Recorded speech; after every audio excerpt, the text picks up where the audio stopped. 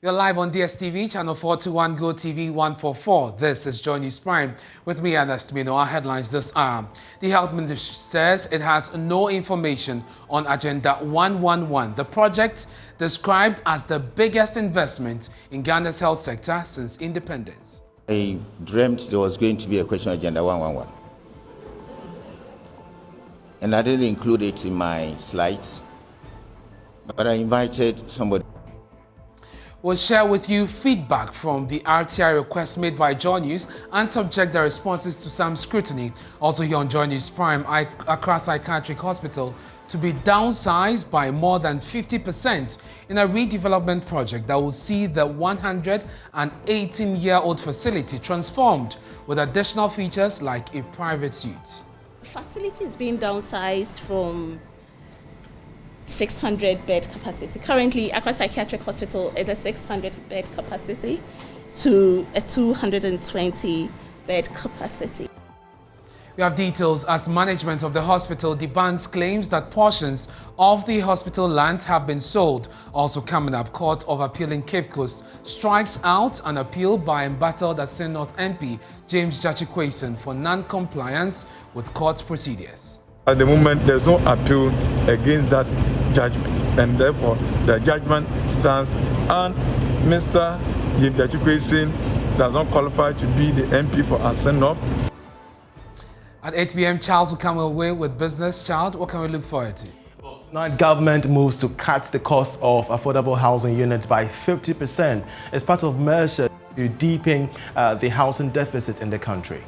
We are looking at a situation where we can build to cost about $20,000, $25,000, so that majority of Ghanaians can afford, instead of building to cost around $100,000. At 8:30 p.m, we have Prime Sports for you. Oreku will serve you. Oreku, what can we look forward to? Finally, some good news. Installation. Ghana officially has a squad to face Nigeria on Friday. I'll be getting an update from the camp as the team has arrived and are training at the Babayara Sports Stadium for the first time this evening. And later in the bulletin, from grass to grace, the story of how a Ghanaian cleaner in the USA became a neurosurgeon.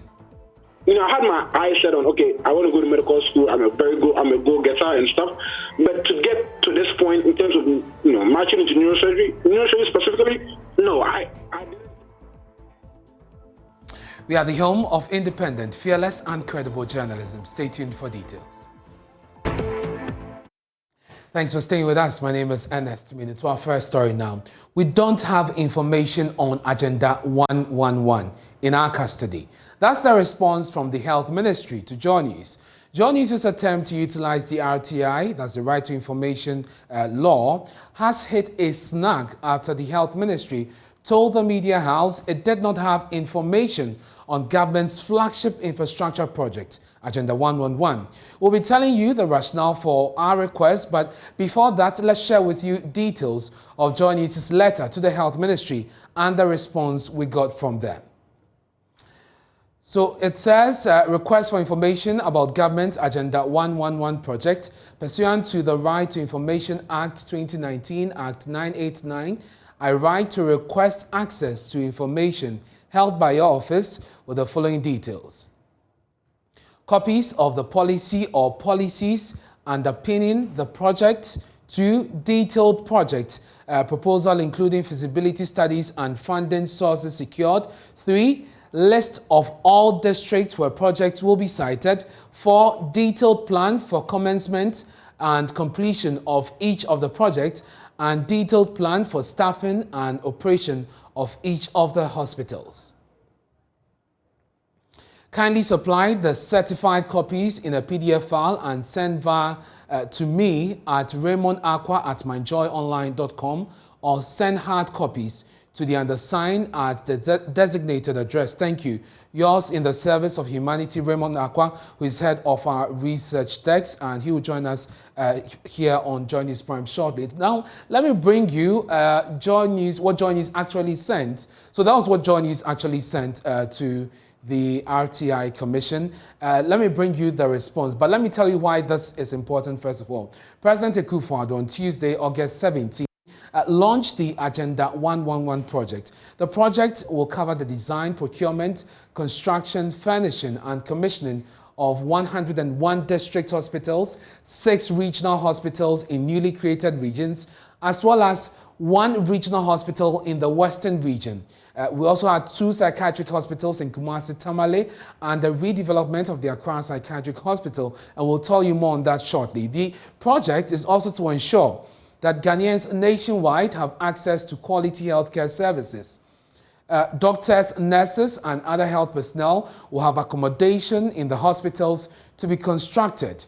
We're also told that the facility will include 4 state-of-the-art surgical theaters for maternity, obstetrics, and gynecology, and a full complement of male and female pediatric and isolation wards, among others. Now, according to government, on completion, the venture will be the largest investment in health infrastructure in the country since independence. So what's the status of this project? That is why we put in this request. Raymond Akwa, who is head of our research desk, joins me on the phone with specific responses to these requests. Raymond, first of all, this is important because we needed an update on this. Now, we actually put in the work because we definitely had been doing some work on this. But Raymond, this is disappointing. The response we got from them is disappointing, especially because there have been some disclosures made by the minister himself and other functionaries on this issue. Some in the last few months, to which we expected an update. What do you know, and why does this response smack of an attempt to simply shut the door on us? Certainly. For example, we asked for specific issues to do with policy and policies underpinning this particular project. Now, the interesting part is that we've heard government, and specifically the minister, make some comments in this particular direction. We've also heard very key people in government talk about this in forms that have been clear to us. Now, when the response says that this is, the response is about, and that per their records, they do not have the information that we actually asked for. It suggests that they perhaps do not have detailed project proposals, including feasibility studies and finding and funding sources secured. But we know that as far back as February this year, the website of this state ministry has put up a story quoting a briefing by the Information Ministry, which reads in part that government, as I'm quoting here, has secured $100 million for a startup fund through the Ghana Investment Infrastructure Fund for the commencement of work on Agenda 111. And this is to do with district, specialized, and regional hospitals across the country. So this shows that the ministry, at least, is aware or in part has been told of the cost of this project and how that part is supposed to be dealt with and the amount that has already been secured in this case. But they claim that they do not have this information in their custody. That is the disappointing part because every single indication suggests that they are in the known of this particular amount of money. And Raymond, there's the controversy also about who is controlling this project. The minority had alleged that it was being controlled from the seat of government, the presidency, but that was denied by the party led by Yalboabia Samoa and other government functionaries. What have we discovered in this regard? No, we understand, to be fair, that the minister, even the minister had hinted that there is an implementation committee. This committee is stationed at the Flagstaff House. And includes the health minister and other ministries who are to do with building and also housing and various elements within this project. This implementation committee is absolutely responsible for the project. And as I said earlier, the Ministry of Health is part, or the Minister of Health is part of this project.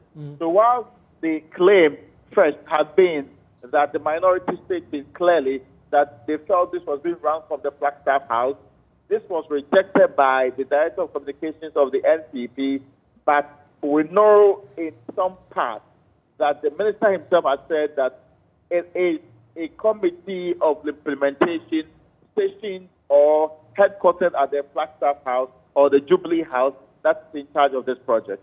Raymond, we have a clip of the minister speaking on February 9 at the Information Ministry where a question was asked about Agenda 111. We'll take that and I'll return to you. I dreamt there was going to be a question on Agenda 111. And I didn't include it in my slides, but I invited somebody who is working under the supervision of the Chief of Staff, because this is a very big flagship program situated under the President's own eye. And a small group had been formed, Health Infrastructure Group. The coordinator is here, and I think I want him to brief you on what is happening there. They give me reports, and we collaborate with them. So I can tell you what it is, but it's good to come from Isomat. So Kwabra, wait, after my responses, you can come and then just give us some small insight into where we are with Agenda 111. The young man from Joy who asked. As I speak, out of the 101 district hospitals that were designated, 92 sites have been identified and are available for work. 41 of those had some challenges, and those are mainly to do with the terrain. So we've had to look at some alternative arrangements for that. 51 of those are fine.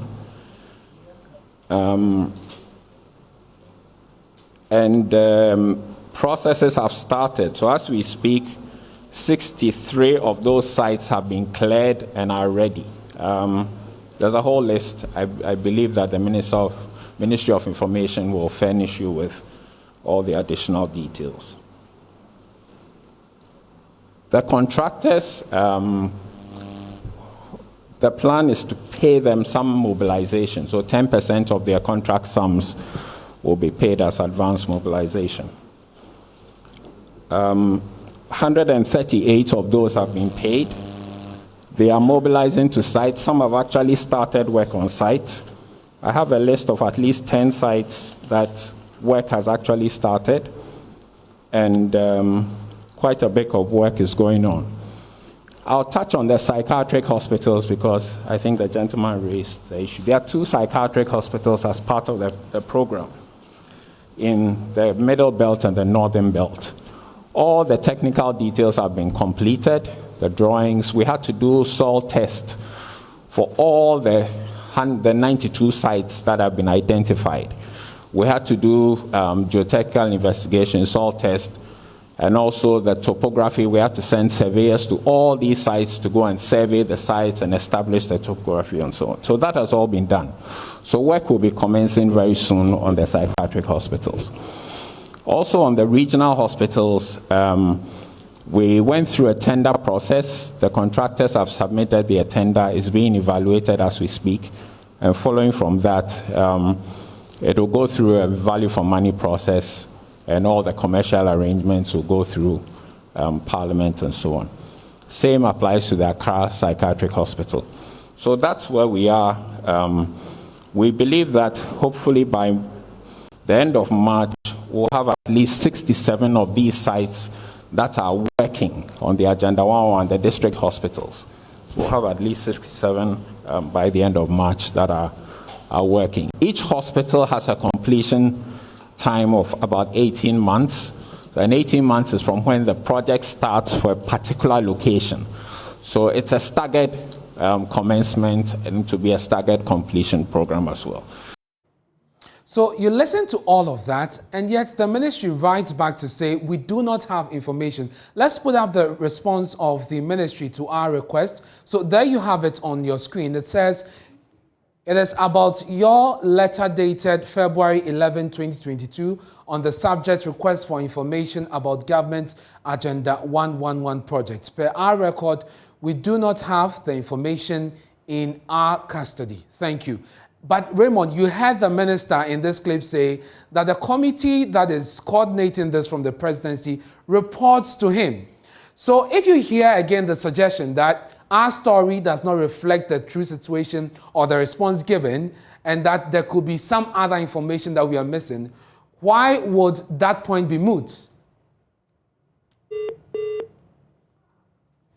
Well, we seem to have lost Raymond Aqua there. But all of this is coming just days after the Information Minister, Kojo Nkrumah, urged citizens and indeed the media to take advantage of the RTI law for their work. He spoke on the floor of Parliament in response to a question. Listen.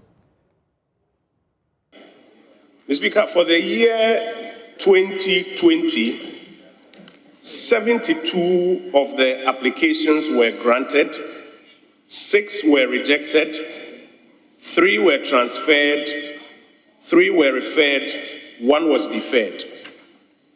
For the year 2021, 95 applications were granted, 7 rejected, 6 transferred, 17 referred, 2 deferred, and 2 reviewed.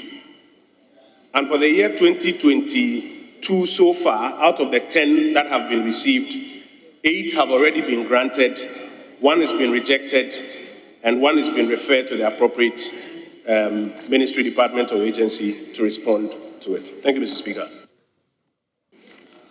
Mr. Speaker, a careful look at the responses given by the Minister of Information would show some form of reduction in activism or an attempt to make requests to the RTI Commission. Do you have any reasons, or would you be able to tell us what may account for that reduction when you do the year-on-year comparison? The RTI implementation in other jurisdictions shows that in the very first... Now, Member of Parliament for Offence South constituency, Isaac Yaopoku, has vowed to resist any attempt by the Health Ministry to shortchange constituencies in the construction of a 40-bed district hospital to improve access to healthcare. The Health Minister, Kweku Agyeman-Menu, joined the consideration of a €38 million facility for the construction of some 5 district hospitals, requested to alter an error in the list of areas earmarked for the construction. He observed that the proposed construction of the hospital at Offenso South should rather be Offenso North, arguing that constituents of Offenso South already have a health facility. But the MP, Isaac Opoku, who was incensed by the minister's claim, accused him of bias, insisting the facility is a private one.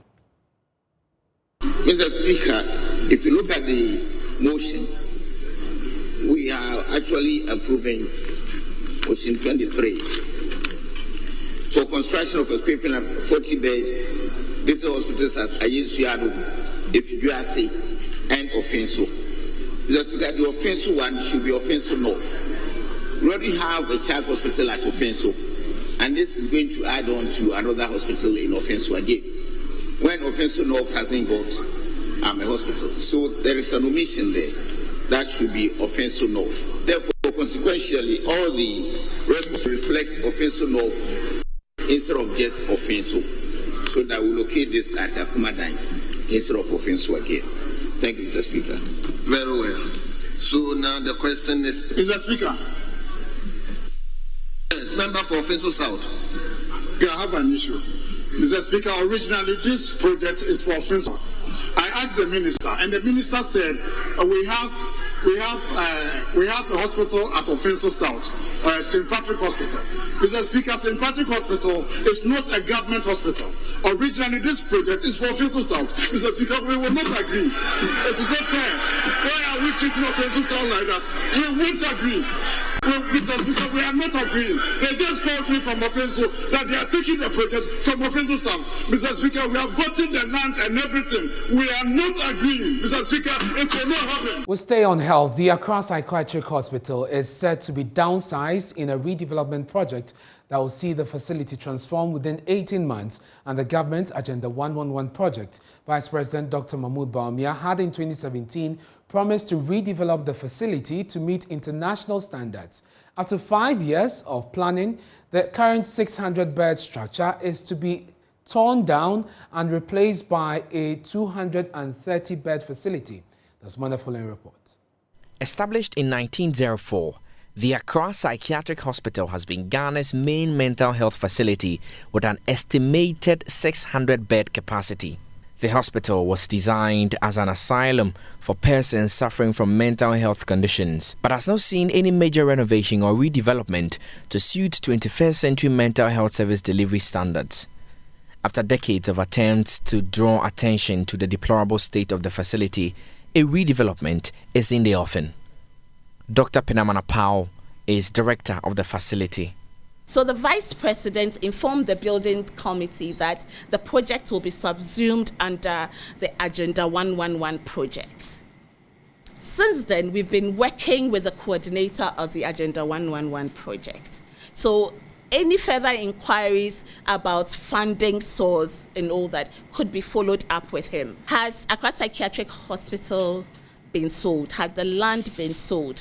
Well, so to the best of our knowledge, no part of the land has been sold. What we do know and what we have been involved, like as I have shown you right from the start, from 2017, is that there's going to be a redevelopment project on the premises, and that is what we do know. Again, the first date that was communicated to management was the end of June 2022. However, updates that I got recently from the coordinator of the Agenda 111 project indicates that currently they are doing what we call technical evaluation on tenders that had been submitted. This will see the facility undergo a major downsizing. So the facility is being downsized from 600-bed capacity. Currently, Accra Psychiatric Hospital is a 600-bed capacity to a 220-bed capacity. Why are we downsizing? Again, now we do not want huge mental health facilities. I mean, that is the best practices in mental health care whole wide world. And if you realize, we're focusing now more on community care. So we want the services to be at the doorstep of the Ghanaian in the facility. Though the estimated cost of the project is not immediately known to management of the facility, it will be fitted with private suites and other ancillary units to help generate revenue to maintain it when completed. So the private suites, so they are like wards, all right, in the facility, but they are bigger, they are ensuite, so they have their own bathrooms and everything, you know, and the family areas, they are also bigger and all that. It's more, well, I wouldn't say it's more friendly because the whole facility would be very friendly, but, you know, it's more spacious and more comfortable. For now, staff of the hospital are being advised to explore taking up roles in community service delivery space, while patients, many of whom have been abandoned, are reintegrated into the society. Manuel Cranting, Joy News, Accra. You're watching Joy News Prime with me, and let's do some other stories now and bring you an update on the fatal accident that happened at Biposo Semasa involving a sprinter bus and a truck. Let's go live and speak to Central Region correspondent Richard Kochinyakon. He joins us via Zoom. Richard, you've been speaking to the police about this accident. What can you report? Well, so Ernest, a couple of minutes ago, the police released a statement indicating what they have done, the arrest they have done, and then where they have also conveyed the bodies to. So they indicated that the accident happened around 1:45 p.m., where a driver who is 40 years was in charge of a tipper truck with registration number that is yet to be known because the vehicle has been bent beyond recognition with his maid on board, with quantities of stones from Saw Pond towards Takrady direction. And so the police indicate that on reaching a spot of the road at Commander Sefi along the Cape Coast Takrady Highway, the driver allegedly burst the front tire, and in the process, he veered into the opposite lane and eventually collided with an oncoming Ford bus with registration number JW6628. So 21 being driven by a suspect driver, said Tete. And he is also 35 years with 13 passengers, including one foreigner on board traveling from Takoradi to Accra. The accident vehicle got ablaze and burnt all the occupants of the Ford bus beyond recognition. The driver and the mates, we are told, sustained some injuries and were rushed to the Cape Coast Teaching Hospital for treatment. The bodies of the 13 people have also been sent to the Cape Coast Teaching Hospital mortuary for preservation, identification, and autopsy. So the police are indicating that efforts are being made to tow the accident vehicles to safety, and they are still investigating, so they will be communicating further development. Richard, thank you very much for bringing us those details. Let's stay in the region. A court of appeal in Cape Coast has struck out the appeal by the embattled Assin North MP, James Gyakye Quayson, for non-compliance with court procedures. Mr. Quayson filed an appeal challenging a High Court ruling that declared fresh elections to be held in that constituency and ordered him not to hold himself as MP for the area. Delivering her ruling on Tuesday, the presiding judge, Her Ladyship Irene Charity Labi, stated that the embattled MP failed woefully to comply with the court's directive to submit his written submissions within the stipulated time. The judge further ordered that all applications, including the stay of execution before the panel that's in relation to the Assin North MP, have been struck out. There's more in the following report. The Court of Appeal in their last sitting adjourned the Assin North MP's case to the 22nd of March 2022 after counsel for the MP, Chachuchi Kata, sought clarity on why the court had decided to use CI 47 to deal with the application for stay of execution which was pending before the court. Before that, the court registrar had issued a certificate of non-compliance to Mr. James Gyakye Quayson and his lawyers on the 24th of January 2022. It was to the effect that they were issued with Form 6, which is just a notice of dispatch of records to the Court of Appeal. This means that all the records at the High Court which had to do with the original petition had to be dispatched to the Court of Appeal. The MP had within 21 days to file his written submission, but he did not do so, and on that basis the court registrar had to issue a certificate of non-compliance. Before proceedings began on Tuesday, lawyer Chachuchi Kata indicated to the court they had filed 3 applications, one of which sought to disqualify the presiding judge from sitting on the case. But the panel indicated that such applications were not before them, and based on that, they will go ahead to deal with the matters before them. The judge dismissed the appeal before the panel and ordered that all other applications that hinged on the appeal be struck out as well. According to the presiding judge, one cannot put something on nothing and expect it to stand, and since the main appeal has been struck out, all other applications and motions related to the case of the Assin North MP have also been dismissed. Representative of Michael Ankumanimfa, the Assin North resident who challenged the eligibility of Joe Gyakye Quayson at the High Court, Richard Techimensa, told the media his team knew from the outset that the MP did not have a case. Now that there's no appeal pending against the judgment of Justice Kwesi Boakye, that's the Cape Coast High Court judge, who gave his judgment on the 28th of July 2021, that judgment stands. Because at the moment there's no appeal against that judgment, and therefore the judgment stands, and Mr.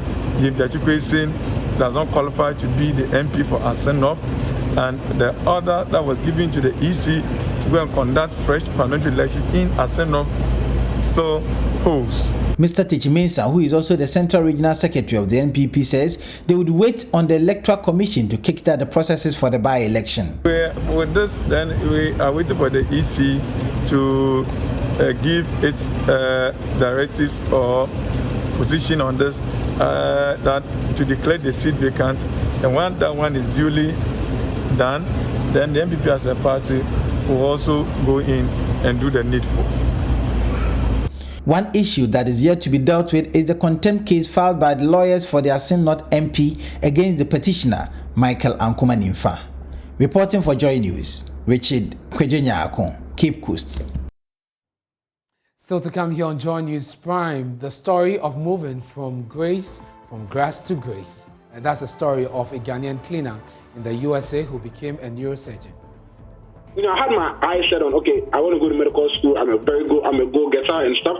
But to get to this point in terms of, you know, marching into neurosurgery specifically,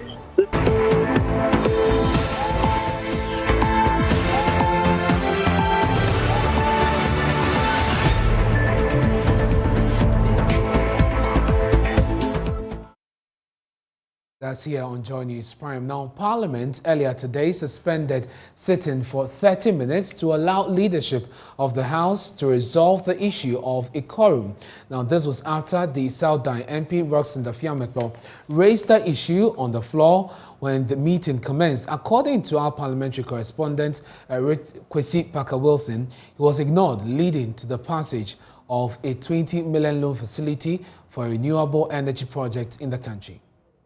The majority caucus, which has suffered a rejection of a motion to approve the construction of some 40-bed health facility plus a renewable energy project in Ghana, today ensured that most of the members are in Parliament. And this is because the NDC caucus, since the ruling of the Supreme Court, has agreed or resolved to ensure that they raise the matter of quorum. Today, it was quite obvious that NPP MPs were more than the NDC MPs, but that notwithstanding, the NDC again raised concerns about quorum.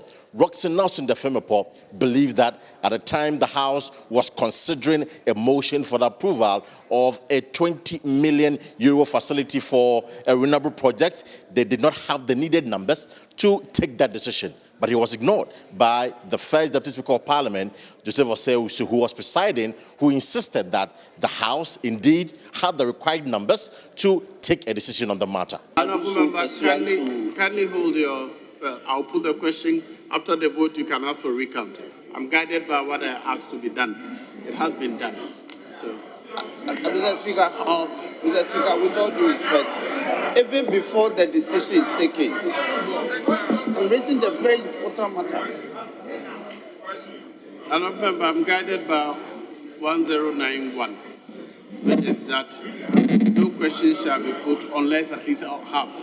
So I asked the table office to verify for me, and I'm satisfied that the numbers I have permits me to put the question.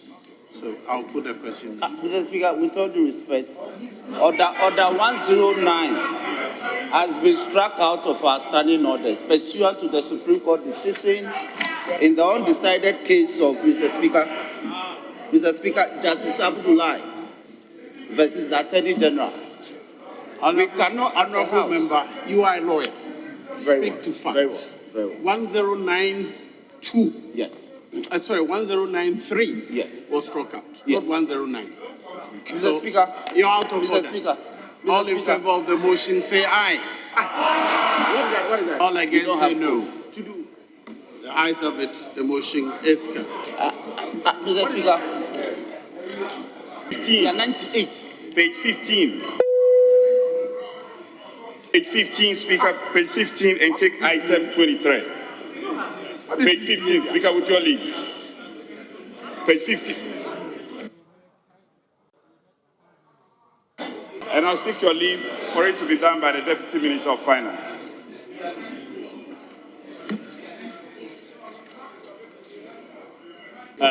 Thank you, Mr. Speaker. Mr. Speaker, it's important for us to keep Mr. Speaker, it's important for us to keep the sanctity of the House, and most importantly, to ensure that the decision that we are taking is in line with the Constitution and in line with our standing orders. Mr. Speaker, my colleague, the Honourable Member for South Dine, has been standing on his feet for some time. Mr. Speaker, I urge that, if possible, listen to him, so that the issues he's raising, Mr. Speaker, are discussed. So that, Mr. Speaker, if indeed we have the numbers to take decision, we take the decision adequately. But if we do not have the numbers to take the decision, then we advise ourselves. Mr. Speaker, it's important that you make that determination.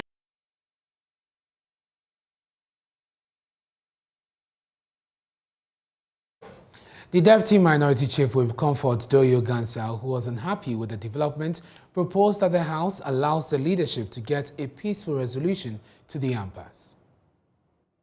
So after the war of words between the South Dine MP and the first Deputy Speaker, and of course the majority leadership, the available leader on the minority side, Actor Forsen and Comfort Doyo Gansal, then resolved to call for a truce. Ever since we had the Supreme Court ruling, we have never had our peace in this House.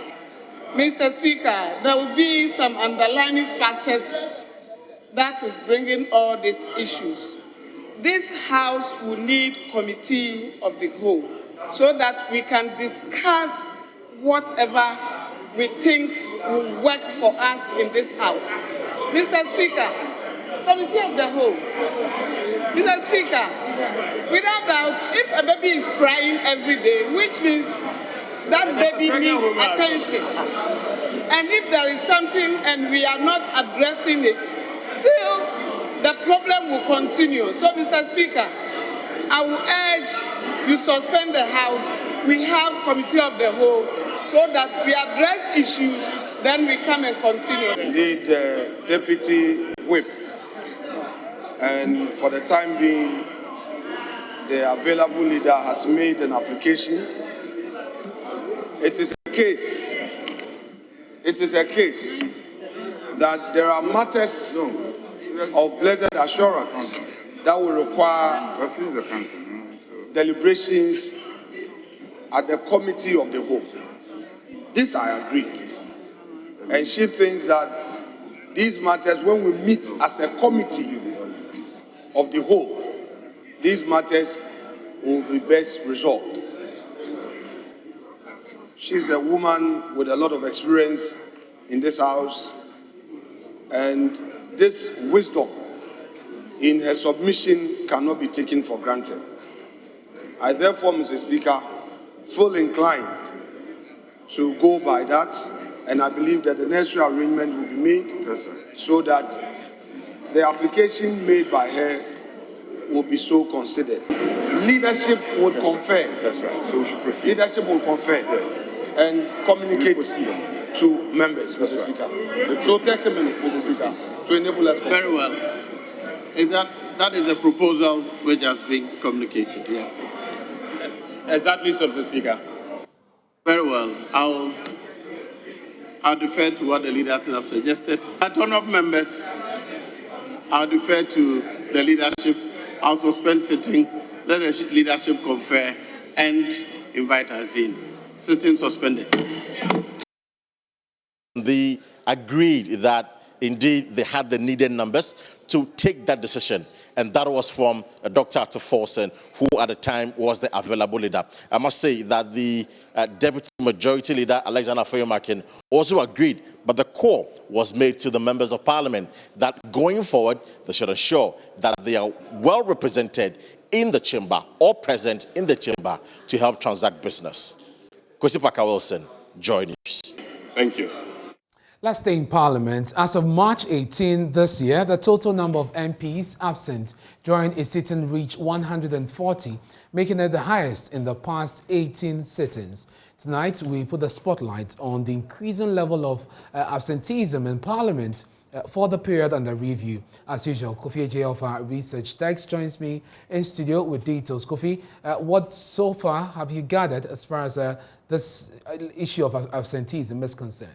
Right, and so let's start with, let's say, the number of meetings that Parliament is supposed to have in a given year. So we have the first meeting, which is supposed to take place from January to March, then second meeting from May to July, third meeting from October to December. So as we speak now, Parliament is still having their first meeting, which is from January this year to March, and we've still not ended March. So let's look at absenteeism in Parliament. So here we are looking at the total number of MPs absent during a sitting. So we started from February 15 to March 18.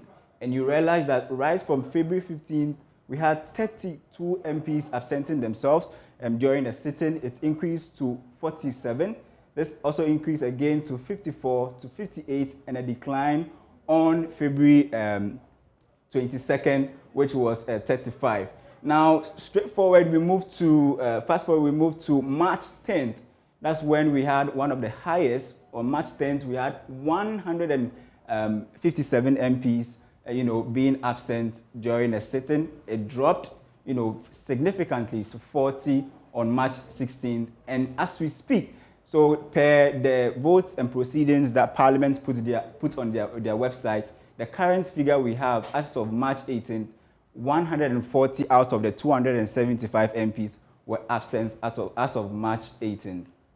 And So now this chart, we talk about the widening gap. So we are looking at the number of MPs absent, and we are comparing to the number of MPs present. So you could see the widening gap. So the green line gives you the number of MPs who are present and the other line gives you the yellow line, the number of MPs present, and then absent is the green line, and present is the yellow line, actually. Okay.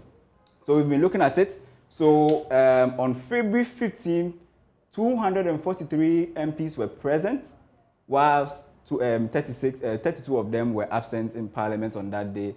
Fast forward, on March 1st, we had 225 MPs present, and 50 of them were absent as far as that data is concerned. And we had just 2 periods that we had more absentee MPs being absent than the total number of MPs that were present. So if you look at March 10th, where we had our worst, and when it comes to absenteeism, we had 157 MPs being absent and then 118 of them being present. So on March 10th, we had more MPs being absent than MPs being present.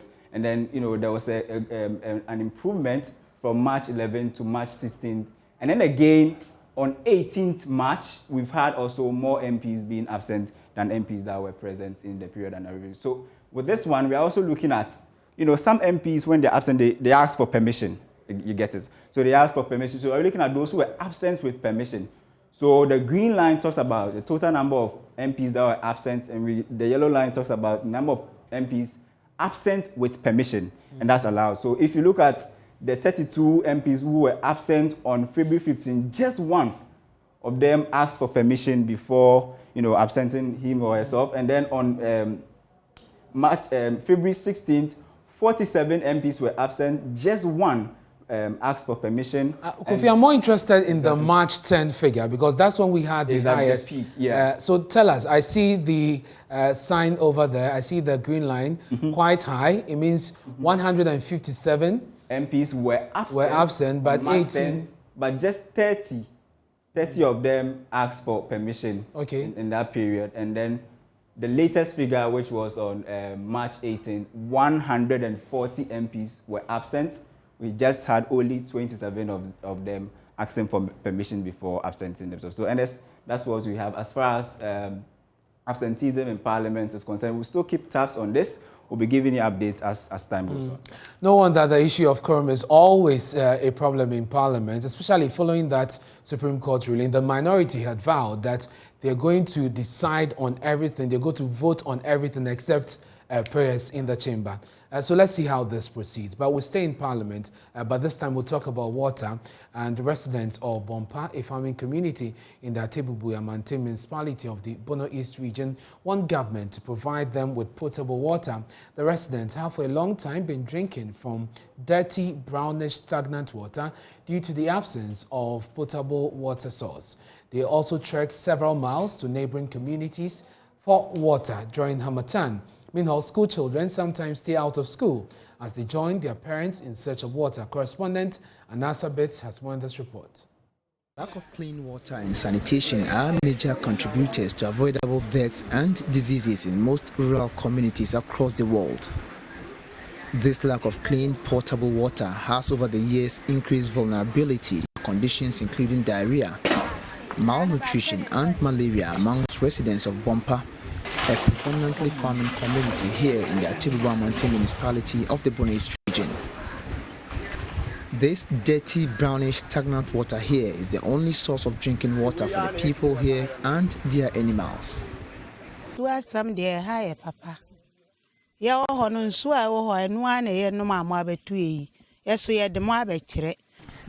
the only water source serving the people of this community. Just take a look at our population. Children come around and bath in this water, and it is the same water source we all drink from.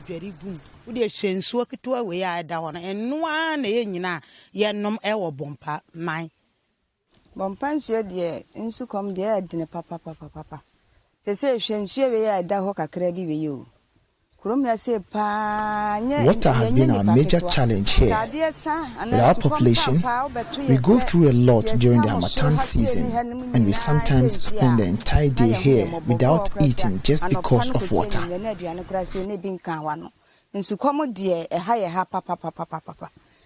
These residents sometimes have to spend the night at the water source in order to get water for domestic purposes. Some of us sleep here from 6 p.m. to 6 a.m. the next day before getting water. Moro Akwasi is an opinion leader here. He says the situation is even worse during the Harmattan. And of course, the Deputy Minister in charge of sanitation has been responding to this in Parliament. We'll bring you more on this in our subsequent bullets. That's definitely an inspiring story. More on our social media handles and myjoyonline.com. And just before we go, the Ministry of Communications and Digitalization has extended the deadline for the re-registration of SIM cards across the country to the 31st of July 2022. The exercise was originally scheduled to end on the 31st of March, but in a statement signed by the minister, the ministry explained that it has taken note of the challenges which has characterized the process and has since extended the deadline. That's it for the bulletin. Many thanks for your company. I'm Ernest Minu. Up next is Prime Business. Stay with us.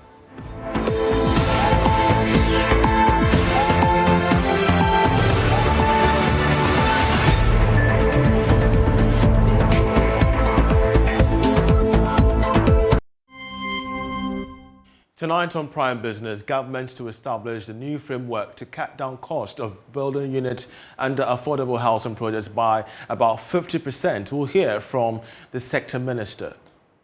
That's a situation where we can build to cost about $20,000, $25,000, so that majority of Ghanaians can afford, instead of building to cost around $100,000. Also in the bulletin, financial service and technology professional Francis Appiah calls for an innovative way to integrate e-service into the Ghanaian economy. I think the challenge is creating an environment where innovation is respected, innovation happens, and where within the confines of regulation, obviously, products and services around those innovations are created. We have more in a report from the Graphic Business Stanbic breakfast meeting. Plus, aviation expert warns that the Kotoka International Airport could soon lose its place as Africa's most preferred airport if the current COVID-19 testing regime is not reviewed. Right now, I think the main thing which is depressing the traffic, international traffic, from making a full recovery into Ghana is the cost of the testing regime. We have all these business stories and more coming up shortly, but first, we have commodities.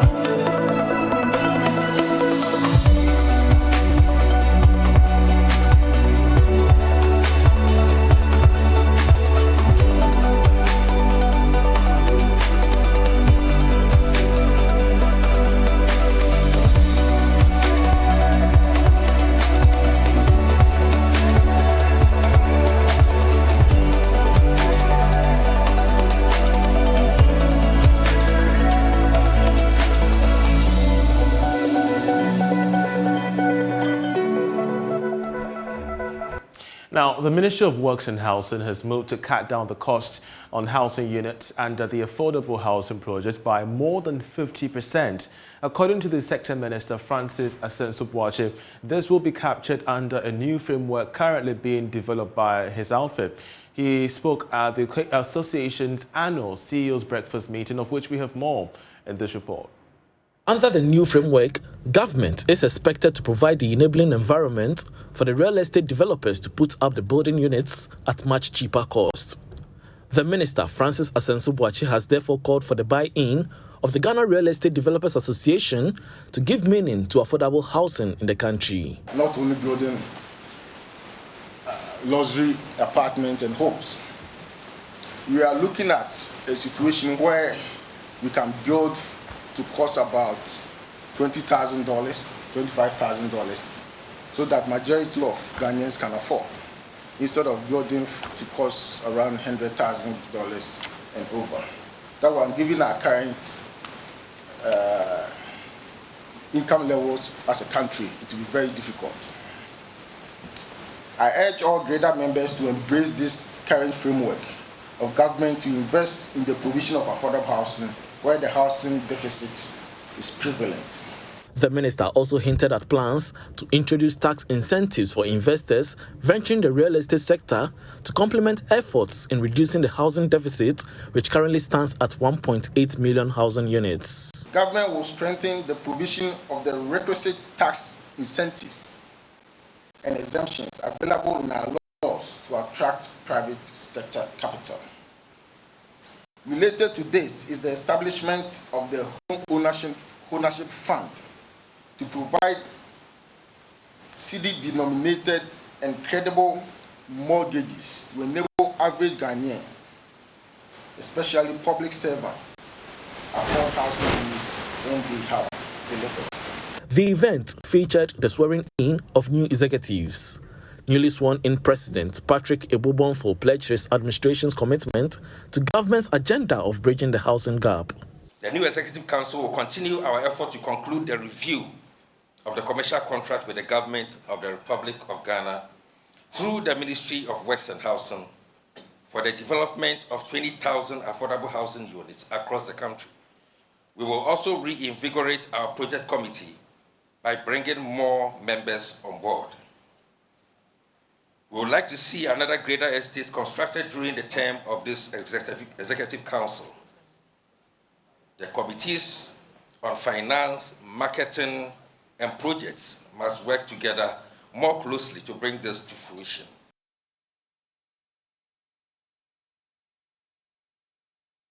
Now, technology service and financial professional Francis Appiah is calling for an innovative way to integrate e-service into the economy.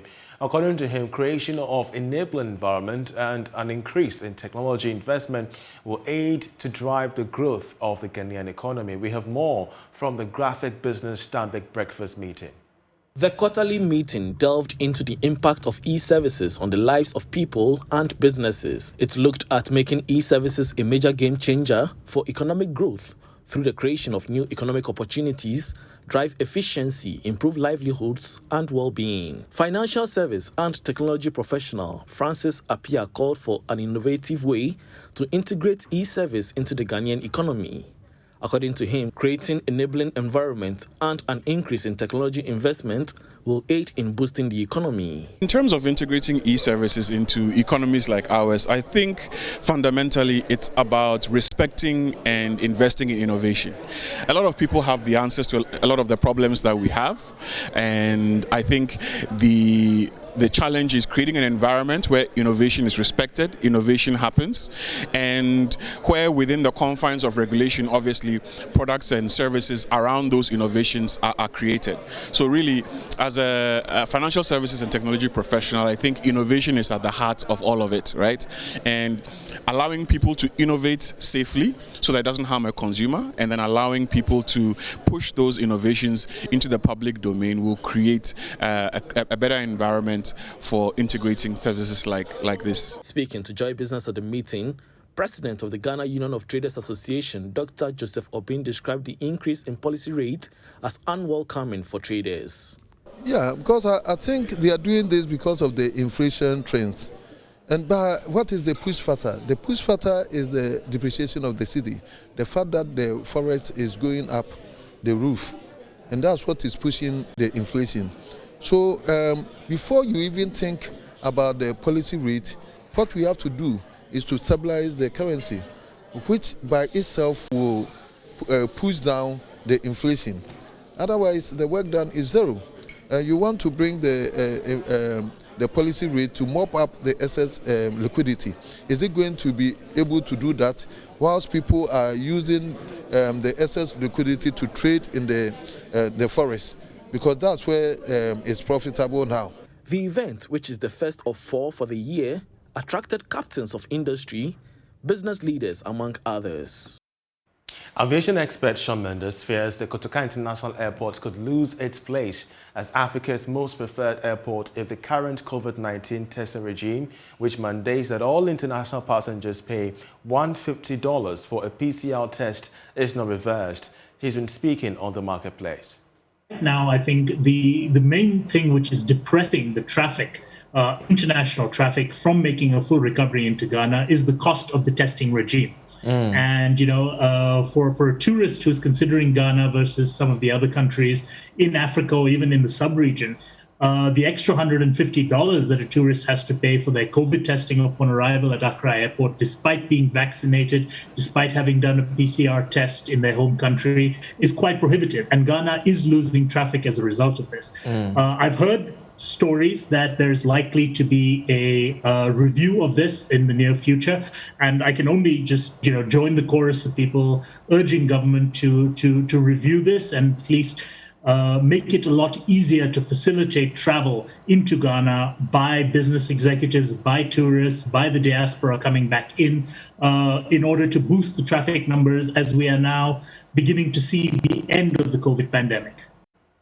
Away from the aviation sector, 3 of Ghana's leading healthcare service providers have received a grant worth 700,000 cedis by Prudential Life to complement these services amid the coronavirus pandemic. We have more in this report. Over 500,000 cedis worth of grant has gone to the Cardiothoracic Center of the Kolaba Teaching Hospital, the Ghana Infectious Disease Center, and the United Nations Population Fund as part of Prudential Life's corporate social responsibility. The grant is expected to support services of the 3 leading health service providers in Ghana. Emmanuel Mokobi Aye is Regional CEO for Southern and Western Africa of Prudential Life. We can't do this on our own because that's not the areas that we operate in. But of course, we can partner with organizations who have the expertise in these areas to make sure that we support them financially. You know, in certain cases, we even volunteer staff to make sure that we support this good cause. The acting director of the Ghana Infectious Disease Center, Dr. Joseph Oliver Komi, expressed that the grant will go a long way to complement Ghana's fight against infectious diseases as the coronavirus. For us as a center, we are happy we are in quiet times, because when we have the difficult times, it's stressful for everybody. Stressful in terms of looking after the patients, and stressful in terms of looking for the consumables to look after the patients. So in a quiet time like this has come as a welcome gesture, where we can get the consumables, put them down, and prepare for the next wave. Meanwhile, the private sector is being urged to deepen relations with donor partners and health service providers as part of their corporate social responsibility. Agnes Kayi-Tamkori is the Deputy Country Representative of the United Nations Population Fund. The impacts this donation will make to the life of the most vulnerable ones will go a long way. We had a successful project together as Prudential Life to work with the Kayaye, who are the headquarters, most vulnerable, who had no shelter, no place to sleep, but who were vulnerable in the nature because they came from northern parts to operate in Accra. The grant saw the Cardiothoracic Center receive 280,000 cedis. The Ghana Infectious Disease Center getting 140,000 cedis, with 280,000 cedis going to the United Nations Population Fund, making a total grant of 700,000 cedis. Now, the governor of the Bank of Ghana, Dr. Ernest Addison, has given the firm assurance that the recent sharp decline in the city's performance is coming to an end. He's therefore warned persons cashing in on the challenges facing the local currency that their days are numbered. George Rafi has more in this story.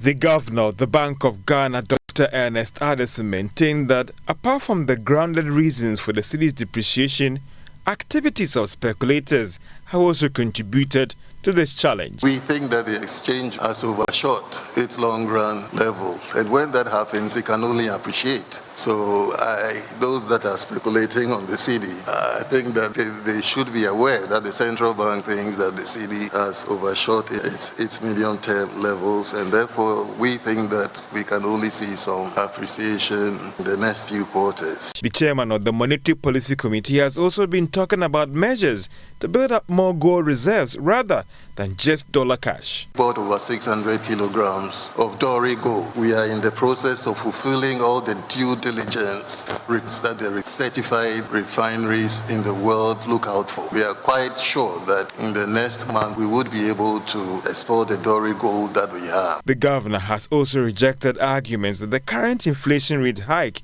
is a supply challenge issue. There are the supply side issues, but we are also looking at the second round effects of oil price adjustments, transportation price adjustments, and how all of that is influencing inflation expectations. Dr. Addison, however, admitted that these actions would affect credit extension to businesses, but that should be seen as a short-term measure that would help bring about the needed stability of the Ghana cedi and check inflation rate hikes.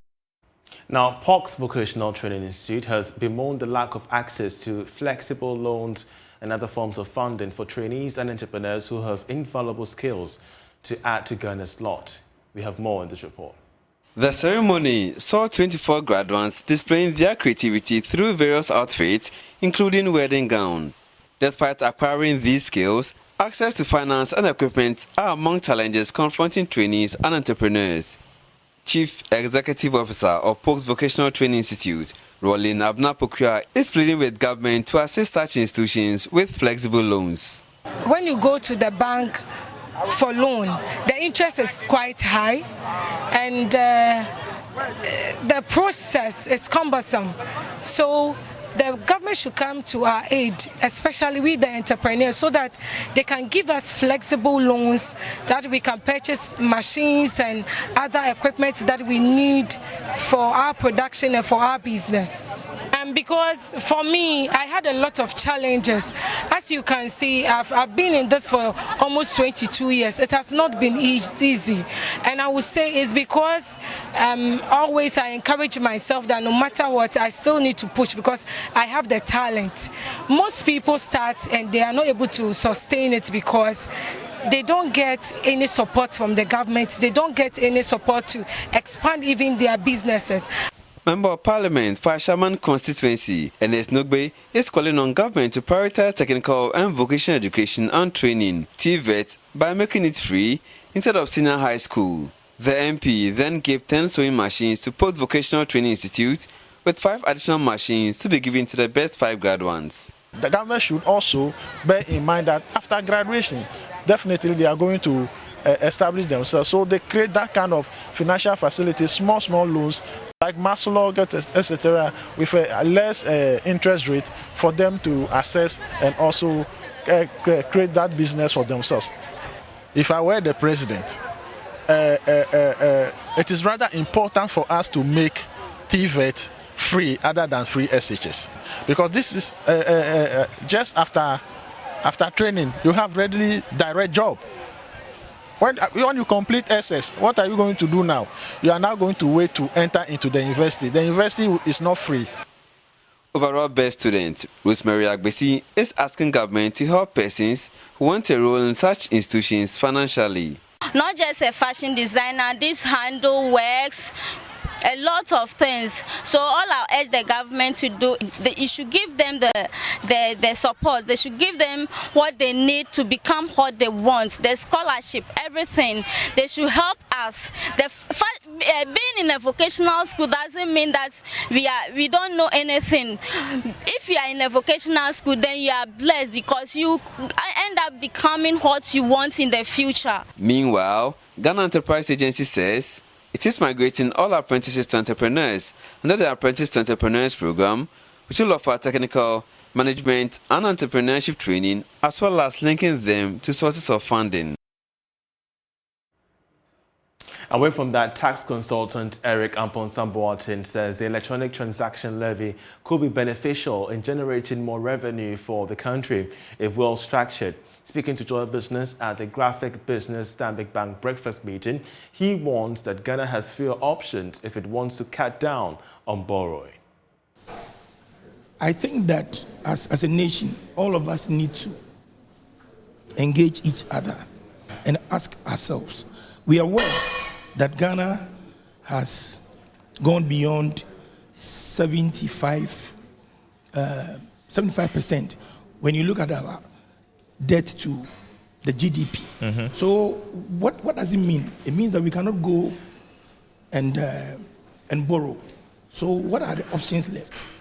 One option is that maybe we seek for grants. And you agree with me that because of the COVID, even those countries which were giving Ghana grants, they themselves, they're having issues.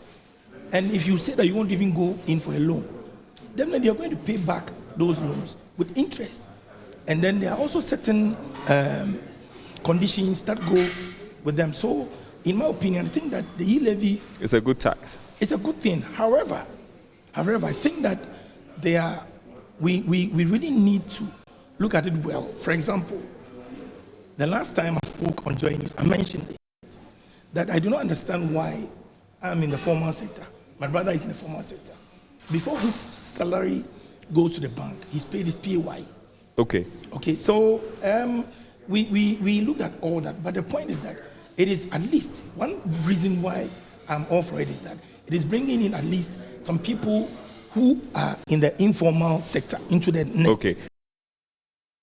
Now, the Aplau Collection Department of the Customs Division at the Ghana Revenue Authority has surmounted the challenges of the COVID-19 pandemic to exceed its 2021 revenue target of 156.92 million cedis. The collection accrued 159.84 million cedis, exceeding its target by 2.92 million cedis, 2.92 million cedis, representing 1.86%. The Aplau Sector Commander, Assistant Commissioner Majid Amandi, announced this at the 2021 end-of-year get-together. The 2021 end-of-year get-together was organized to celebrate staff and stakeholders who had contributed immensely to the operations of the Aplau collection. The sector commander, Assistant Commissioner Majid Amandi, lauded contributions of his colleagues towards achieving the 2021 revenue target. Despite the raging and devastating effects of the COVID-19 pandemic, and coupled with the closure of the country's borders, the year 2021 began with some difficulty. But as a result of diligent work by the entire staff of the Customs Division of the Aplau collection, and spiced up with very well planned and coordinated anti-smuggling activities, the collection was able to exceed its target by 1.86%. Thus, with a target of 156.92 million Ghana cedis given to the collection at the beginning of the year 2021, the collection was able to mobilize a total of 159.84 million, thereby exceeding its target by 2.9 million Ghana cedis. Assistant Commissioner Johnson Yankee, who delivered a speech on behalf of the Commissioner of the Customs Division, implored the Aplau collection not to relent on its efforts as the Customs Division is tasked to mobilize a revenue target of 20.6 billion Ghana cedis out of the 80.3 billion Ghana cedis target for the GRA. This is a very huge difference from what we collected last year. You are therefore advised on this commander to take drastic measures to ensure we can achieve this particular target. That the Commission has trust in you and that any target given to you could be achieved and exceeded. So the Commission, I should tell you that you should work hard to attain the given targets. The Paramount Chief of Aplau Traditional Area, Togbi Amenyafiti V lauded operations of the collection, but lamented the neglect of subsequent governments in developing his area. All the revenue that people have been taking from Aflawu to take it to Accra, we don't use a penny on this traditional area. But Aflawu is the third highest revenue generation point for the government. And successive governments have been using the point border to molest my people. The closure of the border, the opening of the border, the closure of the border, the opening of the border. As I'm talking now, the border is still under lock. Awards and citations were presented to well-deserving staff for their dedication to duty. Fred Kwame Asari, Joy News, Aflawu. And that'll be all for Prime Business with me, Charles Ayede, but I'll leave you with Money Lab first. Let's take a look at Money Lab, after which we have internationals.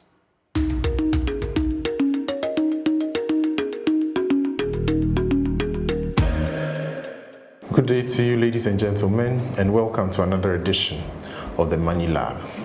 Now, is there an age limit to investing on the stock market? Just like savings or current accounts, minors or people below 18 years cannot transact on their own account. So anyone at the age of 18 and above can get into stock investments on their own. But if you are below 18, an account must be opened and operated for you in trust for. For example, a parent can open a brokerage account for their ward. So it will be Mr. A in trust of their child. To take down some notes. Of course, that's how we end the bulletin. But I'll leave you with international business news, after which we have Prime Sport with Oreku Ampafo. Do stay with us.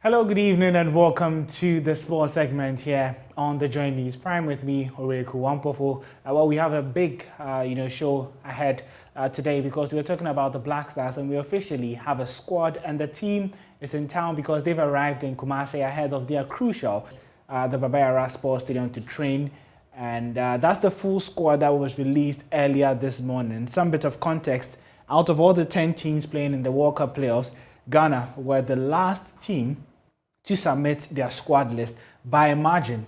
Actually, with 3 games left to kick off, releasing a squad is unprecedented in not only the history of Ghana, but I don't think it's been heard of in Africa. But finally, at least Ghana finally has a squad, and a 27-man squad to be precise. 16 of them were in Cameroon to play in the Africa Cup of Nations, as Joseph Olokot, Abdul Manaf Nuruddin, Lawrence Atizigi and Richard Ofori would be in goal. In defense, we have Dennis Odoi and Diadom Gideon Mensah, Dennis Kosa of Heart of Oak making his debut, Muntari Kameni, Daniel Amate, Joseph Edu, Alexander Jiku, and Abdul Mumin. In midfield, we have Idrisu Baba, Edmond Ado Mohamed Kudus, Elisha Owusu making his debut call-up, Thomas Partey, Daniel Kofi Tre, and up front, quite a number of options, Fatau Isahaku, Osman Bukari, Joseph Paintsel, Yao Yeboah, Felix Afenejan, Christopher Entry J, Jordan Ayew, and then Kwesi Riet.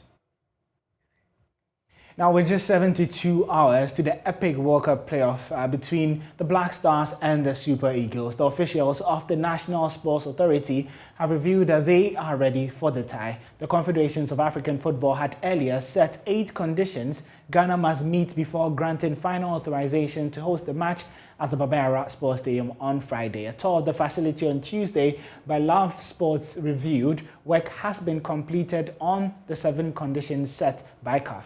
Love FM's Delali Atiase has more from the Baba Sports Stadium. Installations of new international standard and modern benches at the pitch side have been fixed, while the adjustment of the floodlight intensity has been completed. Now this means every area of the playing field will be illuminated. The expansion of seats and lockers at the dressing rooms to accommodate 25 persons has been adhered to, and the installation of new modern materials for the referee's dressing room have been fully equipped. Meanwhile, the water heater at the referees' dressing rooms has also been fixed to meet international standards. The CAF office at the Baba Stadium, as well as that of the media tribune, press conference room, and media center, have been refurbished with modern decks and seats, including all the necessary electronic and working equipment. The National Sports Authority says they are about 80% through with the last condition of equipping the venue operating center with essential equipment. Emmanuel Kojo Apia is the acting regional sports director for the Ashanti region. We say so far so good. As of today, almost everything is set. Yes, for the pitch, it's excellent. Dressing rooms, they are perfect. The water heater, that is the cold and the hot water, they are also in place. We are just hoping to meet the Black Stars this evening. We are not too sure if they will train this evening or tomorrow, but whichever way, we are set for the event on Friday, God willing. Okay, we knew that you were supposed to also refurbish the media tribune and the media zone where we are going to have the press conference center and all that. What can you tell us about that as well? We are working towards that. Those gadgets are all on their way coming. We know by tomorrow they should be fixed, just as we did for the dressing rooms. So I think aside of that, any other thing is okay. Okay, so overall we had 8 conditions. How many have we been able to meet so far out of the 8? Almost all of them. We have 1 that is still work in progress. Okay. That's the media center, and we are still working hard. And I know by tomorrow, the Director General is on it. You know, he doesn't play with his work. So we know by tomorrow that section should also be set, and that is it. Okay, so if you're supposed to give us the percentage of work done out of 100, what would you say? I wouldn't want to exaggerate. I would say 98, 99, yes. Okay, yes. So meaning that we are just ready? We are just ready. Okay, so if the CAF inspection team should come over today, you think that they'll be convinced that, yes, indeed, we have done what is expected of us? They should be. I'm hopeful that they will be convinced. Even the first instance, when he came, he bumped into our facility because of the timing. He wasn't that disappointed. And I know he'll be much encouraged that we've done more to what he expected of us. Yes. All right. But just before I take leave of you, we know that we'll be using the e-ticketing for this particular game. Can you tell us about the turnstiles and how they are going to function on the match day? For the turnstiles, they are all in place. And for the e-ticketing, I'm sorry to say my concentration, that of my management and the staff, is on putting the place in shape. Okay. So for the e-ticketing, it's in the hands of the GFA, the ministry and headquarters. From the Baba Yara Sports Stadium, Delali Atias reporting for Joy Sports. Let's now hear from Lai Kinson. Now, in the candid opinion of the former Black Stars midfielder, the Super Eagles are just better organized than the Black Stars. To be honest and fair, for me, I think at the moment, Nigeria is more organized. They are more organized than Ghana at the moment. We all know that our coach that took us to the last Nations Cup is no more.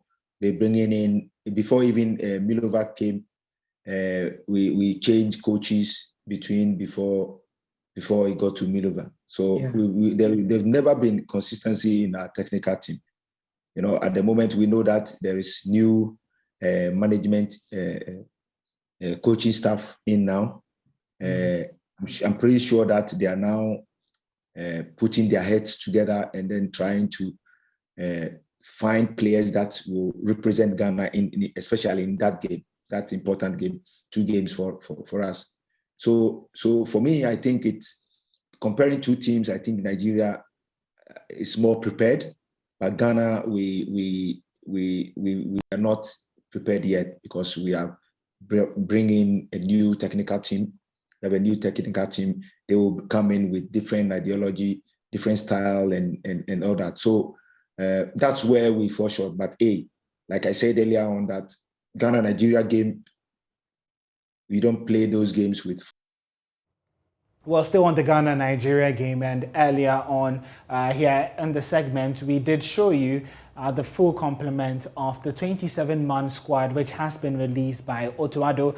Let's check how Ghanaians have been reacting on social media, especially after the release of the Black Star squad that everyone really anticipated. Asam Wajan stole the headlines with this tweet earlier today, saying that Majid Ashimeru is the best midfielder in Ghana after Thomas Partey, period. I've kept quiet on this, but this nonsense must stop. He later apologized for the word nonsense, but says that he keeps the same sentiment and believes that Majid Ashimeru should have been called this by Cat Poison 1. Says that after seeing the Black Star squad, I can say Isaka Banema and Skelewu Messi really good discipliners. I'm guessing those are nicknames of 2 players in the Nigerian team, probably Moses Simon and Chukwueze. But this from Malik Ofori says, the only way we are going to forgive the Black Stars for their recent AFCON embarrassment is beating Nigeria home and away to qualify for the World Cup.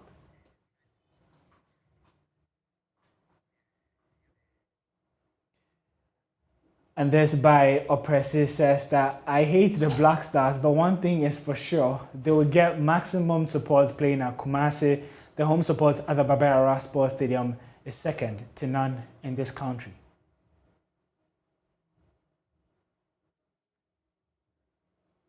GAGC says that Ghana Black Star squad is out. Now I can boldly say we won't score Nigeria less than 4 goals in Baba Yara, and we're going to win the World Cup as well. Quite ambitious. Efofil says that if you see the Black Stars collapse and that of Nigeria, you go cry give we. But I just hope these players, when given the nod, would play for the badge. Well, still staying on the Jollof Derby and that big match, our partner station, the BBC, will cover the big game on March 25th, and the Joy Sports BBC partnership would deliver a special coverage at the Baba Yara Sports Stadium. Now, speaking on Sports Today, BBC reporter John Bennett expects a lot from informed Arsenal midfielder Thomas Partey and AS Roma wonderkid Felix Afenejan. The form of his career in terms of Arsenal, obviously at Atletico Madrid we've seen some great performances from him, but I think in terms of his Arsenal career, this is the best he's played so far. So I think he's going to be huge. And remember, Nigeria are missing Wilfred Ndidi. So that's a massive loss for them. So Thomas Partey has a chance to really take control of that midfield if he shows the form he has for Arsenal over the last few weeks. But the Arsenal fans, I can tell you, absolutely loving his performances at the moment. There were a few doubts, came in for big money, but he's very popular at the moment with the Gunners fans. Felix Afena-Gyan, I can't wait to see him. I mean, it's a big job for him, isn't it, with Andre Ayew suspended. I think a lot of weight on the responsibility of young shoulders, but he seems like a big character, he seems like a big personality, and I really hope he starts. I really hope that they give him the chance. And for the host of the BBC Sports World, Lee James, the Black Stars must have the ability to deal with the pressure of playing at home. Yes, when you're perhaps not carrying that baggage of what has gone before and maybe disappointments of the past, I think that can certainly help to go out, play without any fear. It is a huge game, and it is about how you handle the occasion as well, especially in a derby like this. I know from my short time here already in Accra, everyone is saying we can't lose to Nigeria. So that pressure is going to build on the players as well. So I think probably some of the youngsters coming in, and you look for the leadership. We've talked about Thomas Partey, Daniel Amate, who has really secured his place now with Leicester City in the Premier League and has provided that leadership at the back. So I certainly think there's enough of the leadership around to help the younger players through. But yeah, maybe just not having been associated with something that hasn't gone well in the past could really help. And we've been doing this the start of this week, and we'll continue throughout the rest of the week, building up to that Jollof derby with a one place in Qatar, which would be going to either Ghana or Nigeria. But let's now do some boxing, where Ghana's Patrick Alote is poised to reclaim his WBO Africa Super Welterweight title as he goes head-to-head with Tanzania's Hamisi Maya on March 26th in Accra. Kabik Boxing Promotions are promoters of Patrick Alote, and Lesque is one of their directors. As you said, Kabik, we stand for one thing, because we want to bring back a world title. And to bring the world title back to Ghana, or to bring a title to Ghana, it means you have to fight the best in the world. Because whoever has got a title is not a pushover. So to go and meet that person, to fight that person, at least you have to fight few people, like few good boxers just before you get there. Patrick has been in boxing for quite a while now. Patrick has seen the ins and outs, all the little tricks in boxing. He knows exactly where he stands.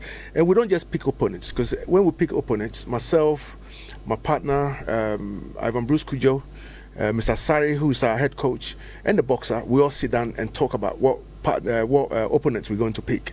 And we watch their videos, and we want somebody that could really test Patrick at this time.